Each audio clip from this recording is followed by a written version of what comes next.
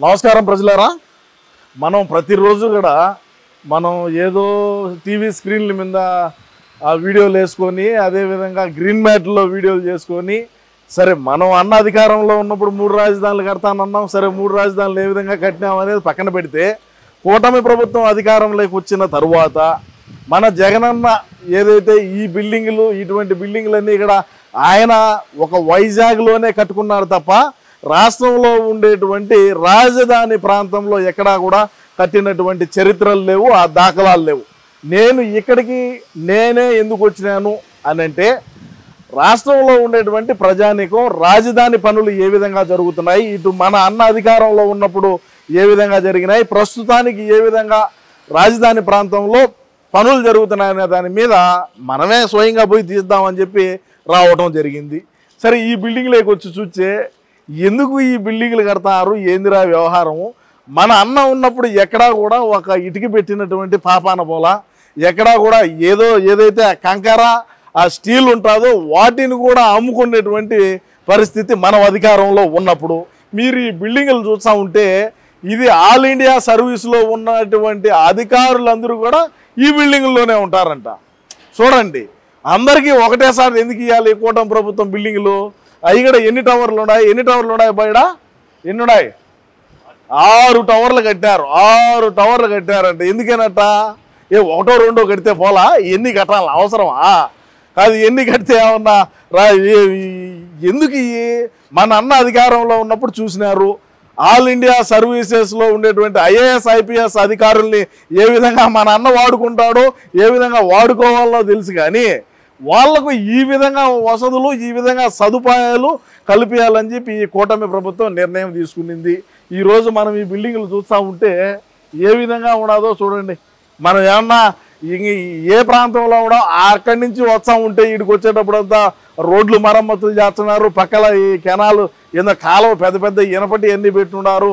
ఒక చెట్లు ఉంటే చెట్లను కూడా వాటిని కూడా ఈ క్రొక్లైన్లతో లాగితే చనిపోతాయేమోనని చెప్పి వాటినన్నిటికీ ఒక మట్టి అంతా గుట్టగా వేసి వాటితో దీంతో కుట్టి పెట్టి ఈ చెట్లను ఇంకొకసారి పెట్టేటువంటి క్రమంలో ముందుకు పోతూ ఉన్నది ఈ ప్రభుత్వం. ఇంకా ఎన్ని బిల్డింగ్లు కట్టినారు, ఇంకా ఎన్ని ఉన్నాయి ఏందనేది మనం ఒక్కొక్కటిగా మనం చూద్దాం. దయచేసి వీడియోను పూర్తిగా చూసి మీ అమూల్యమైన అభిప్రాయాన్ని తప్పకుండా అయితే తెలియజేయండి. ఒక్కసారి రాష్ట్ర ప్రజలారా ఒకసారి ఈ బిల్డింగ్ చూడండి. ఈ బిల్డింగ్ ఇటువంటి బిల్డింగ్లు అంటే ఇది ఏందో బిల్డింగ్ ఎక్కడ అనుకోవచ్చు. ఇది మినిస్టర్లకు మంత్రుల కోసం కట్టినటువంటి బిల్డింగ్లు. మన అన్న అధికారంలో ఉన్నప్పుడు ఒక ఇటుక కాదు కదా, అసలు ఇక్కడ దిగి చూసేదానికి కూడా ఆయన బెంబెలెత్తిపోయేవాడు, ఎందుకు లేబా మనకనేవాడు. అన్న పాదం పెట్టినప్పటి నుంచి ఈడంతా గడ్డి మూల్చింది తప్ప ఎక్కడా కూడా ఒక ఇటుక పెట్టినటువంటి పాపాన పోలా. ఇది మంత్రుల కోసం కడుతున్నటువంటి భవనాలు, ఇవి మంత్రుల కోసం కట్టేటువంటి బంగ్లాలు. ఎన్ని బాయి గట్టిగా చెప్పే మా అన్న జీతం ఇలా చెప్పే ఎంత? 35 బిల్డింగ్లు కడుతున్నారంట. మనం ఉన్నప్పుడు కట్టుంటే ఆ కరోనా టైంలో వరుసగా అందరం మునుకొని ఉండవా? చెట్టుకొకడు పుట్టుకొకడు పోయి, ఒకడు ఇసుక తోలుకొని పోయి, ఒకడు ఎర్రచందనం అమ్మను పోయి, ఇంకొక దానికి పోయి, ఇంకొకడు గంట అరగంట అని పోయి ఎట్టెట్టడం రకరకాలుగా ఇబ్బంది పడితే ఇప్పుడు ఈ కూటమి ప్రభుత్వం అధికారంలోకి వచ్చినాక ఈ మినిస్టర్ బంగ్లాలు కడతా ఉన్నారు వరుసగా అందరికీ. అదేవిధంగా ఎమ్మెల్యే క్వార్టర్స్ ఉన్నాయి, అదేవిధంగా ఎమ్మెల్సీ క్వార్టర్స్ ఉన్నాయి. మా నాన్న అధికారంలో ఉన్నప్పుడు చేసినటువంటి మంచి ఏందిరా అంటే మినిస్టర్లకు ఎక్కడ అవకాశాలు ఉంటే ఆడ తోసుకోండి, మీకు ఇష్టం వచ్చినంత బిల్డింగ్ కట్టుకోండిరా, మీకు ఎన్ని కోట్లలో బిల్డింగ్ కట్టాలంటే అన్ని కోట్లలో బిల్డింగ్లు కట్టుకోండి అని చెప్పినాడు. కాబట్టి వీళ్ళు ఇచ్చేది ఏంది, గవర్నమెంట్ వాళ్ళు ఇచ్చేటువంటి బంగ్లాలో మనం ఎందుకు ఉండాలా? మనమే ఎర్రచందనం తోలుదాం, మనమే ఇసుక అమ్ముదాం, మనమే మైనింగ్ చేద్దాం, మనమే అక్రమంగా మట్టి తవ్వకాలు తవ్వుదాం, మనమే గంజాయి అమ్ముదాం, మనమే కల్తీ మద్యం అమ్ముదాం. రకరకాలుగా రాష్ట్రంలో ఏదో ఒక రకంగా ఉండేటువంటి వ్యాపారాలు ఏవైతే ఉన్నాయో మట్కా చేద్దాం, గుట్కా చేద్దాం. ఎన్ని అవినీతి పనులు ఉన్నాయో అన్ని అవినీతులు చేసి కోట్ల రూపాయలు పెట్టి బంగ్లాలు మన మంత్రులే కట్టారు. మీరు చూసుకోవచ్చు ఒకసారి. ఇటు హైదరాబాద్లో ఎన్ని బిల్డింగ్లు ఉన్నాయి మన పార్టీలో మాజీ మంత్రులకు, అదేవిధంగా బెంగళూరు చూసుకోండి, అదేవిధంగా చెన్నై చూసుకోండి. ఇంకా చెన్నై అంటే చెప్పరాకర్లే, నగిరి దగ్గర ఆర్కే రోజా బ్రహ్మాండంగా ఏ విధంగా బిల్డింగ్లు కట్టిందో, ఏ విధంగా విలాసవంతమైనటువంటి భవనాలను ఏ విధంగా కట్టిందో కూడా మీరందరూ చూసుంటారు. ఎందుకంటే ఈ విధంగా డెవలప్ చేసి ఈ విధంగా చేసి రాష్ట్రానికి ఏం చేద్దాం అనుకున్నాడో మరి చంద్రబాబు నాయుడు అర్థం కావడంలే. ఈడంతా అన్న అధికారంలో ఉన్నప్పుడు పావులు తిరుగుతూ ఉన్నాయి ఈ స్థలంలో. ఆ పాములు ఇప్పుడు ఏడ తిరగాల? ఆ పాములకి తావు లేకుండా చేస్తున్నాడు చంద్రబాబు నాయుడు. ఎందుకు చేయాలా?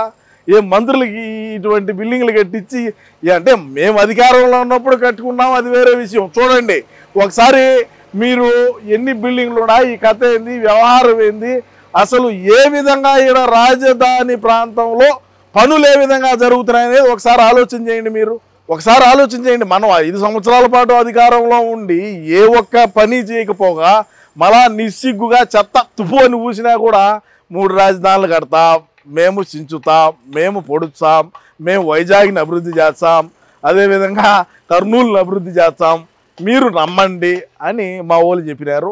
సరే ఈ విధంగా అయితే కడతా ఉన్నారు. ప్రస్తుతానికి మరి ఇంత భవనాలు మరి మంత్రులు కట్టించున్నారంటే చంద్రబాబు నాయుడు గారు ఏమైనా గ్రేట్ ఊరికేనే అనరు మళ్ళీ మనమాట.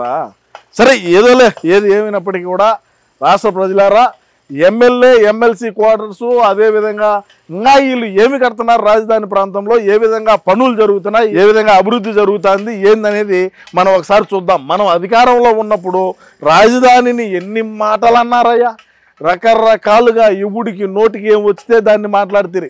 చేపలు పట్టుకోండి అని మొన్న ఒక బఫూన్ గాడు అంటాడయా చేపలు పట్టుకోండి అని. చేపలు కాదురా రే హౌలే, వచ్చి చూడు ఏ విధంగా పనులు జరుగుతూ ఉన్నాయో. మనం అధికారంలో ఉన్నాం, మనోళ్ళేలని నేను కూడా మనోళ్ళు చెప్పింది నిజమేమోలే అని. సరే ఒకసారి మనం కూడా వెళ్ళి రాష్ట్రంలో ఉండేటువంటి ప్రజానీకానికి ఏ విధంగా అభివృద్ధి పనులు జరుగుతున్నాయి, ఏంది వ్యవహారం అని చెప్పి మనం ఒకసారి తెలియజేద్దామని చెప్పేటువంటి ప్రక్రియలో నేను రావడం జరిగింది. సరే చూద్దాం ఏ విధంగా ఉండదో, ఏంది వ్యవహారం, ఏ విధంగా బిల్డింగ్లు కట్టడాలు ఏ విధంగా జరుగుతున్నాయి. మరి మనం ఉన్నప్పుడు ఏం పెరిగి కట్టలేని, ఎందుకు కట్టలేకపోయినాం, ఎందుకు చేయలేకపోయినాం, ఎందుకు రాష్ట్రానికి పరిశ్రమలు తేలేకపోయినాం, ఎందుకు ఈ విధంగా భవనాలు కట్టలేకపోయినాం ఏందనేది కూడా ఒకసారి ఆలోచన చేసుకుంటే బాగుంటుంది. ఇష్టానుసారంగా మాట్లాడటం, ఇష్టానుసారంగా ఏదో ప్రస్తుతానికి ఉండేటువంటి కూటమి ప్రభుత్వ నాయకుల మీద ఏదో ఒకటి బురద జల్లి పోయటమే మన లక్ష్యం తప్ప వేరేది కూడా ఏమీ లేదని కూడా ఈ సందర్భంగా తెలియజేసుకుంటూ ఇంకొక రకంగా ఇంకొకసారి పడండి వీళ్ళు ఏం కడుతున్నారో చూద్దాం. అది కూడా ఇది మన వెనకాల మనం ఇప్పుడు మీరు అందరూ చూసేది కూడా ఐకానిక్ టవర్స్ అంట బాయి. మన అన్న 5 సంవత్సరాల పాటు అధికారంలో ఉంటే 5 సంవత్సరాల పాటు నీళ్ళలోనే ఉన్నాయి. మీరు కావాలంటే చూడండి, ఆడ కలర్ కూడా మీకు ఇది కనపడతా ఉంటుంది.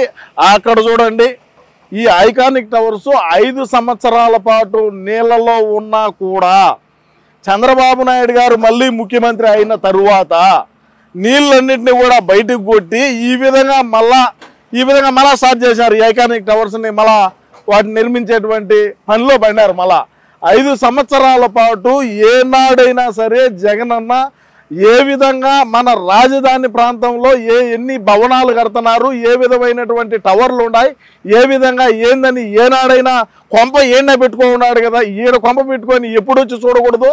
చూడండి మీరు ఒకసారి ఇటు చూపియ్యా, ఇటు చూడండి ఏ విధంగా ఈ పనులు జరుగుతున్నాయో. రాత్రింబవల్లో పనులు జరిగేటువంటి పరిస్థితి మీరు చూడండి ఒకసారి.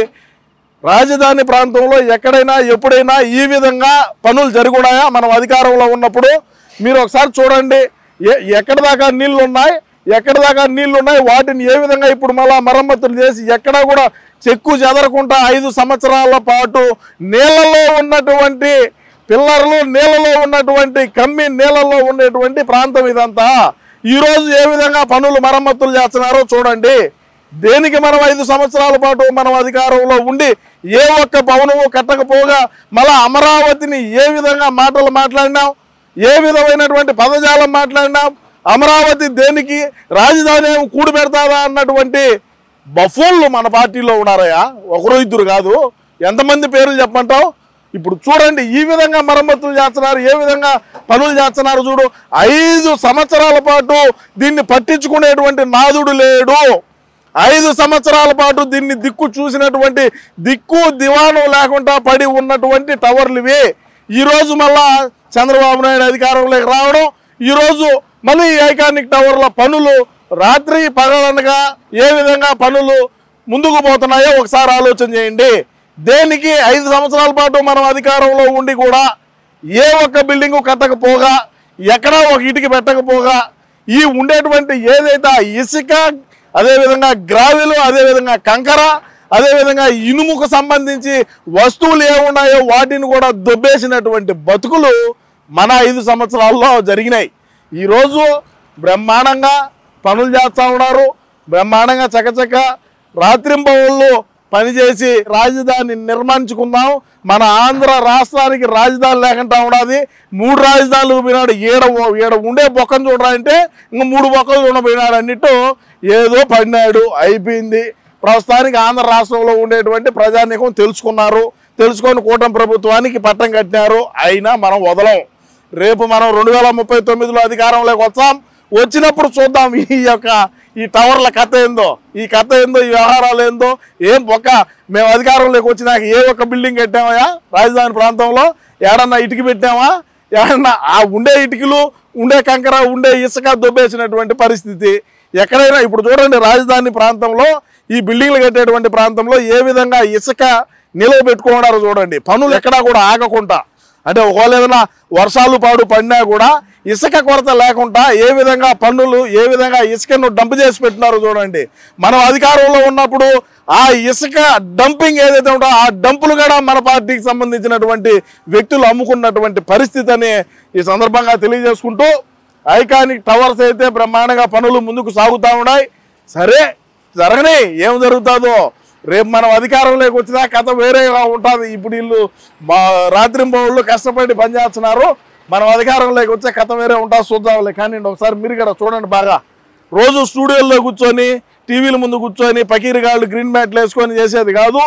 మీరు ఇక్కడికి వచ్చి చూడండి ఏ విధంగా పనులు జరుగుతాయని కూడా ఈ సందర్భంగా తెలియజేసుకుంటా ఉండా. అమ్మా ఇవేందిరా సమయం, మిషన్లు ఏంది, కథ ఏంది, వ్యవహారం ఏంది, ఇదేందో అసెంబ్లీ అంట. ఇక్కడ మా ఓడి కట్టుంటే ఎంత మంచి పేరు వచ్చిండో. మన దగ్గర మంచి గనులు, మంచి గట్టిపులు అందరూ ఉన్నారే. మన దగ్గర 151 మంది ఉన్నారే. ఎటువంటి ఓడు కావాలంటే అటువంటి వాళ్ళు ఉన్నాయి. మరి వాళ్ళు ఇదిగా అంటా ఉన్నప్పుడు ఖచ్చితంగా మరి ఈ మిషన్లు ఏంది, ఈ వ్యవహారం ఏంది ఈ మిషన్లు, అవి ఏంది కథ, ఏంది అసెంబ్లీ కడితే 151 మంది మన దగ్గర ఉన్నారు. ఏం మామూలుగా ఉన్నారా? ఇది ఏంది బిల్డింగ్లు ఎన్ని కట్టాలంట? ఇనప సామాన్యం మన దగ్గర ఉండే 151 మంది అయితే వీటిని అమ్ముకోబోదురు. వీటిని అన్నీ ఎత్తుకోబోదురు. ఈ తూముల్లా, అదేవిధంగా ఈ కంకరాల్లా వాటిని అమ్ముదురు, ఈ మిషన్లు అమ్ముదురు. ఎక్కడ ఈ ఇనప సామాన్ మొత్తం అమ్మేద్దురు కదరా మనోళ్ళు. ఏంటంటే మన జగనన్న ఉన్నప్పుడు ఎందుకు చేయలేదంటే ఇందుకే చేయింది. ఈ ఇనప సామాన్ అంతా అమ్ముకుంటారు. ఈ ఏడ కంకర ఉంటే అదే అమ్ముతారు, ఇసుక ఉంటే అది అమ్ముతారు. అది చూడు ఎంత ఇసుకున్నదో చూడు. ఆడ మనోళ్ళు అధికారంలో ఉంటే ఇసుకునున్నా ఎప్పుడో పోయిండు. ఇసుక పోయిండు, తుమ్ములు పోయిండు, ఐరన్ రాడ్లు పోయిండు, కంకర అమ్ముకోండు, స్క్రాప్ కూడా అమ్ముకోందరు. స్క్రాప్ కూడా ఉండే స్క్రాప్ కూడా అది కూడా అమ్ముకోనే ఉందరు. ఎంతమంది పని చేస్తున్నారు, ఏంది కథ? ఇది ఎన్జిఓస్ కంట, నాన్ గెజిటెడ్ ఆఫీసర్ల బిల్డింగ్లు అంట. అబ్బాయి ఎంతమంది ఉపాధి కలుగుతున్నారు, ఎంతమంది ఉపాధి ఉండాలి, ఇక్కడ ఏంది విషయం, ఏంది వ్యవహారం చూడు. అసలు ఎంతమంది పనిచేస్తున్నారు, ఉపాధి ఎంతమంది కలుగుతున్నారు. మనోడు అధికారంలో ఉన్నప్పుడు ఒక ఆఫీసర్కు ఒక బిల్డింగు కట్టకపోగా, ఏమీ చేయకపోగా చూడండి ఎంత బిల్డింగులు, ఈ కథ ఎంతమంది ఉపాధి పొందుతున్నారు, ఎంతమంది బయట రాష్ట్రాల నుంచి వచ్చి మన రాష్ట్రంలో ఉపాధి కోసం ఎంతమంది ఉన్నారు అనేది కూడా మీరు ఒకసారి ఆలోచన చేయండి ప్రజలారా. ఎందుకు మనం అధికారంలో ఉన్నప్పుడు ఏ రోజు కూడా ఏమీ చేయకపోగా మీరు ఒకసారి చూడండి బిల్డింగ్లు. ఎన్జిఓ ఆఫీసర్లకి, నాన్ గెజిటెడ్ ఆఫీసర్లకు కట్టించినటువంటి భవనాలు 21 టవర్లు ఉన్నాయి. 1, 2 కాదు, 21 టవర్లు అంటే ఆషామాషా విషయం కాదు. చంద్రబాబు నాయుడు గారు గతంలోనే కట్టినటువంటి భవనాలు. మనం అధికారంలోకి వచ్చిన తర్వాత అన్ని చెట్లు మొలిచిపోయినాయి.